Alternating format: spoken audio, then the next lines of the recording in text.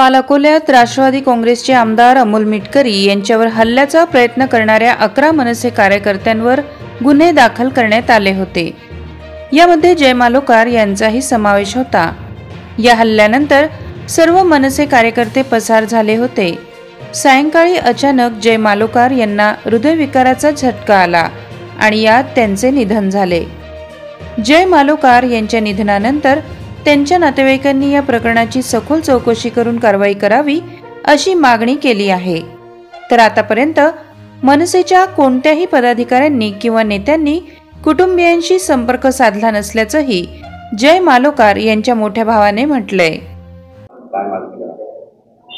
मागणी एवढीच आहे की पोलिसांनी निरपेक्ष या सगळ्या गोष्टीचा एकदा चौकशी करावी। काल जो काही राळा घडला हा सगळा आमच्या माघारी होता।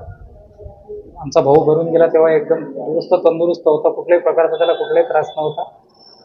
आणि नंतर जेव्हा आम्ही त्याला भेटायला गेलो तर आमच्या आधी बॉडी देण्यात आली। म्हणून पोलिसांनी एकदा निरपेक्ष या गोष्टीचा सगळ्या गोष्टीचा तपास करावा। तसंच आता GMC मध्ये जे डॉक्टर PM करणार आहेत त्यांनी सुद्धा अहवाल योग्य तो सादर करावा, बस एवढीच विनंती आहे।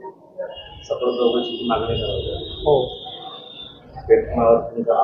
नाही सध्या तर असं कोणावर आपण डायरेक्टली नाही घेऊ शकत आरोप, कारण काय आहे की त्याची दुश्मनी म्हणून कोणासोबतच नव्हती। जे काय घडलं ते पक्षांच्या दोन हातातून घडलेलं।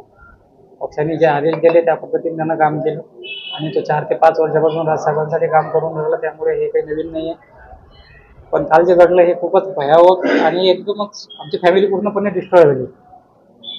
काही मनसे नेत्यांचा तुमचा संपर्क झाला आहे? काहीच नाही, कोणासोबतच संपर्क नाही, काहीच नाही।